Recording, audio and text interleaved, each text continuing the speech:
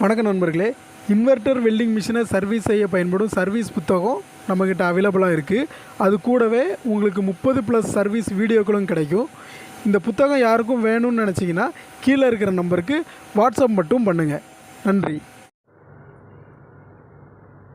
வணக்கம் நண்பர்களே, நம்ம இப்போ என்ன பார்க்க போகிறோம் அப்படின்னா, பாட்டம் போர்டு எப்படி ஒர்க் ஆகுது அப்படின்னு சொல்லி தான் பார்க்க போகிறோம். ஸோ இது என்ன பாட்டம் போர்டு அப்படின்னு சொல்லி பார்த்தீங்கன்னா, நார்மல் R200 மாஸ்பெட்டில் இருக்கிற பாட்டம் போர்டு. இது டிக்கு அந்த மாதிரி எதுவுமே கிடையாது. ஸோ அந்த செட்டு வரும்போது பாட்டம் போர்டு லென்த் கொஞ்சம் அதிகமாக வரும். அதே மாதிரி இது சிங்கிள் பிரிட்ஜு, அதாவது ஒரு பிரிட்ஜு டயோடு இருக்கக்கூடிய பாட்டம் போர்டு. ஓகேங்களா? ஸோ இதில் கெப்பாசிட்டர் எல்லாமே இல்லை, புரியறதுக்காக எல்லாத்தையுமே நான் ரிமூவ் பண்ணி வச்சுருக்கேன். நிறைய ஐட்டம் எதுவுமே இல்லை. ஸோ இது எப்படி ஒர்க் ஆகுது அப்படின்னு சொல்லி பார்க்கலாம். பார்த்தீங்க அப்படின்னாச்சுன்னா இதுதான்.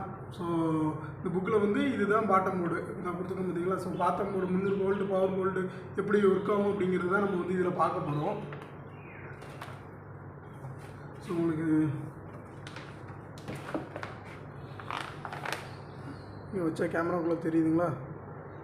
ஓகே.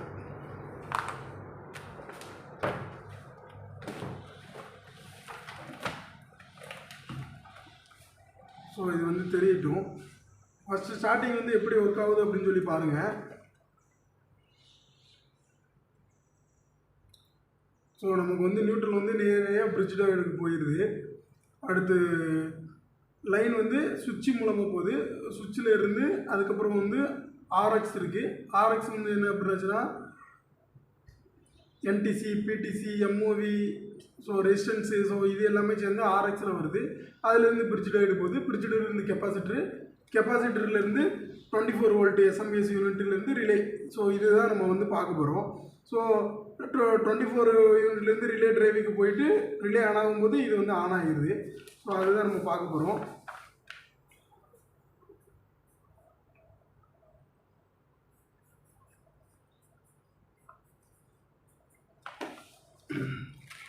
ஓகேங்களா?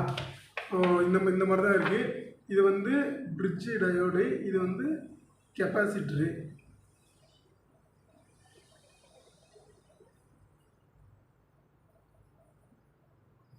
ரிலே டைரெக்டாக போகுது. ரிலே இருக்கிற இடத்துல இதில் NTC, PTCங்கிறது தான் இந்த லைனு. பிரிட்ஜ் டயோடுக்கு போய் கெப்பாசிட்டர் மூலமாக நமக்கு வெளியே வந்துடுது.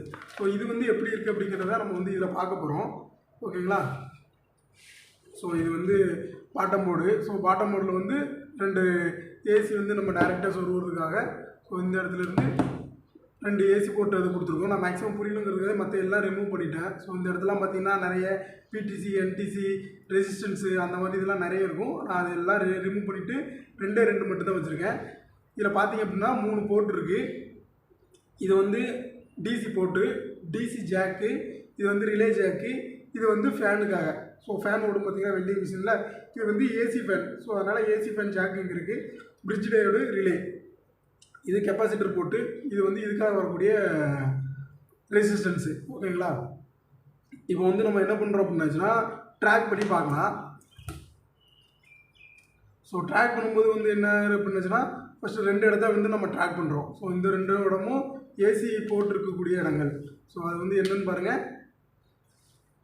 ஒன்று இது, இன்னொன்று இது. ஓகேங்களா? ஸோ இதுதான் அந்த இது கீழே உள்ள ட்ராக்கு. இந்த போர்டை பொறுத்த வரைக்கும் மேலே ட்ராக்கு கிடையாது. இது bottom middle board, top board, அதிலலாம் மேலேயும் ட்ராக் இருக்கும், கீழேயும் ட்ராக் இருக்கும். அப்படின்னா என்ன அப்படின்னுச்சுன்னா இந்த இடம் தனியாக தெரியுது பார்த்தீங்களா? ஸோ கரண்ட் இங்கேருந்து இங்கே எப்படி பாஸ் ஆகுது அப்படிங்கிறதுக்காக தனித்தனியாக ட்ராக்கு கொடுத்துருப்பாங்க. ஸோ இப்போ நமக்கு இது பாட்டம் போர்டில் கீழே மட்டும்தான் ட்ராக்கு. அதனால் நம்மளால் ட்ராக் பண்ணுறதும் கொஞ்சம் ஈஸியாக இருக்கும். ஓகேங்களா? இப்போ ஏசி நம்ம எங்கே கொடுக்குறோம், இங்கேயும் கொடுக்குறோம், இங்கேயும் கொடுக்குறோம். ஸோ இங்கே கொடுக்குறதுல என்னதுலாம் ஜாயின் ஆகிருக்கு அப்படின்னு சொல்லி பாருங்கள். இந்த லைனில் இங்கே இருந்து இங்கே. ஸோ அடுத்து நமக்கு என்னது இருக்குது, PTC இருக்குது. ஸோ PTC நமக்கு அந்த மாதிரி இருக்குது. ஸோ PTC இதில் பார்த்திங்க அப்படின்னாச்சுன்னா 15B அப்படின்னு சொல்லி போட்டிருக்கும். இதில் 15Bன்னு போட்டிருக்கும். 15B அப்படின்னா என்னென்னா 100 ஓம் PTC.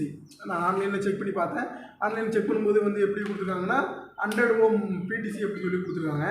இப்போ நான் உங்களுக்கு செக் பண்ணி காமிக்கிறேன்.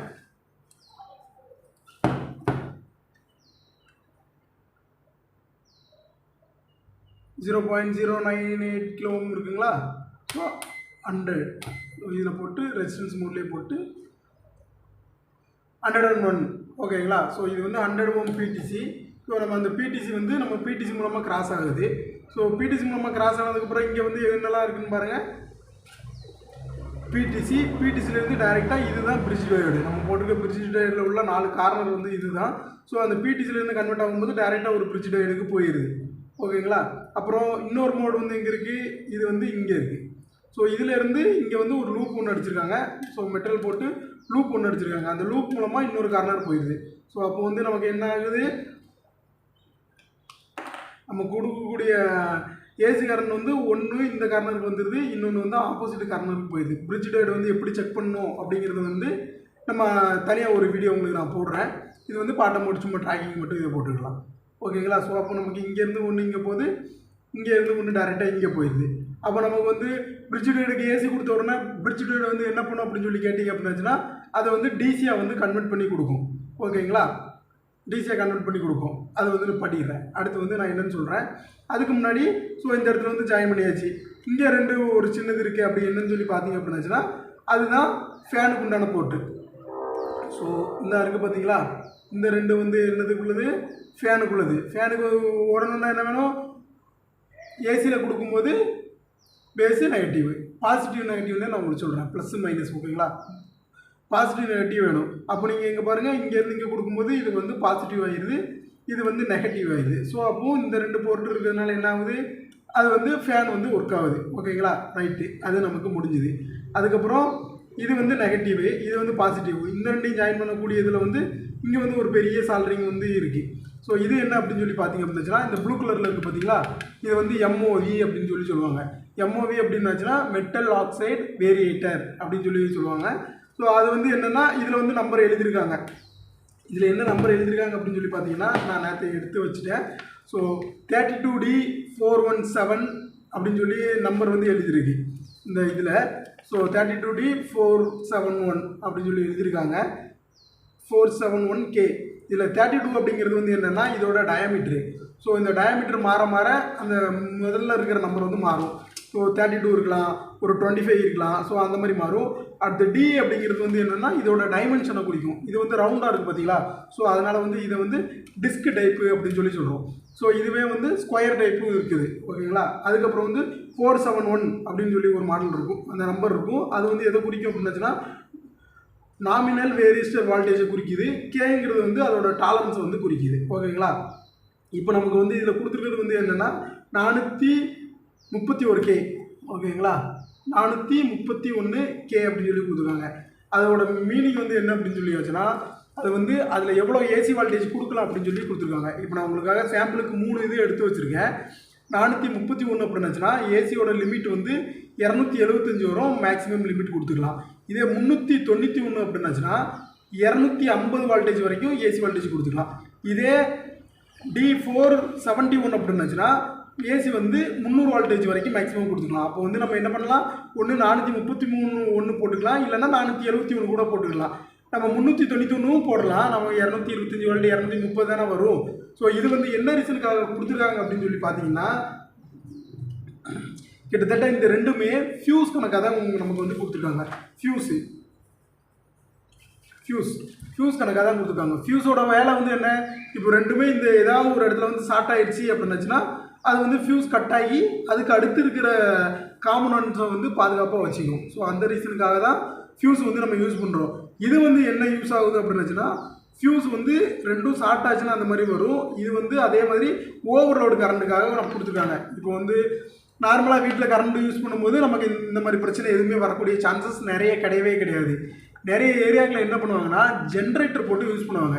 ஜென்ரேட்டர் போட்டு யூஸ் பண்ணும்போது அளவுக்கு அதிகமாக வைக்கும்போது அதில் வரக்கூடிய கரண்ட்டும் நமக்கு வந்து அளவுக்கு அதிகமாக வரும். ஸோ அப்படி அளவுக்கு அதிகமாக வரும்போது இப்போ இது நமக்கு யூஸ் ஆகும். இப்போ வந்து நம்ம போட்டிருக்கிறது 275 வால்ட் வரைக்கும் தான் வரலாம். இப்போ 275 வால்ட்டுக்கு அதிகமாக வந்துருச்சுன்னு வைங்களேன், அப்போ வந்து என்ன ஆகும்? இது நமக்கு வந்து பிரேக் ஆகிடும். இது இந்த பிடிசி என்டிசி இது எல்லாமே பிரேக் ஆகிடும்.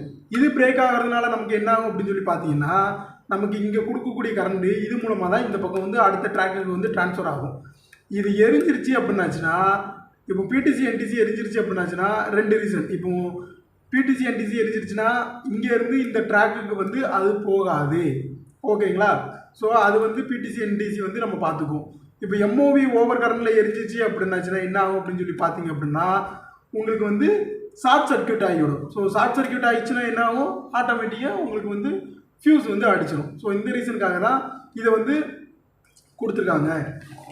இதைத்தான் நம்ம வந்து எப்படி மென்ஷன் பண்ணியிருக்கோம், நல்லா பாருங்கள். இதைத்தான் நம்ம வந்து ஆர்எக்ஸ் அப்படின்னுச்சுன்னா சாஃப்ட் ஸ்டார்ட்னு மென்ஷன் பண்ணியிருக்கோம். ஓகேங்களா? Soft start circuit and thermistor அப்படின்னு சொல்லி இதைத்தான் வந்து நம்ம வந்து மென்ஷன் பண்ணியிருக்கோம். ஓகேங்களா?